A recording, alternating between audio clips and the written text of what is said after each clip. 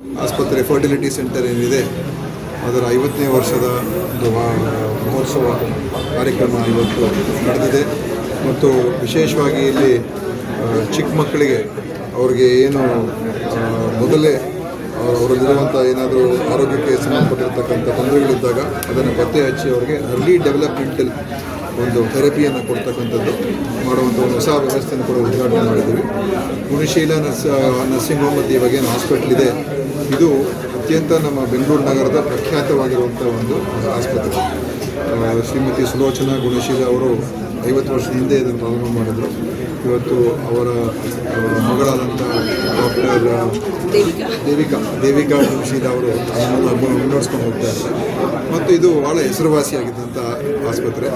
ಇಲ್ಲಿ ಬಹುಶಃ ಸಾವಿರಾರು ಜನ ಈ ಆಸ್ಪತ್ರೆಗೆ ಬಂದು ಇಲ್ಲಿ ಹೆರಿಗೆಯಾಗಿ ಹೋಗಿರತಕ್ಕಂಥದ್ದು ಕೂಡ ಇದೆ. ಅದರಿಂದ ಇದರ 50ನೇ ವರ್ಷ ಭಾಳ ಒಂದು ಸಂತೋಷದ ದಿನ. ನಾನು ಇದಕ್ಕೆ ಬಂದು ಭಾಗವಹಿಸಿ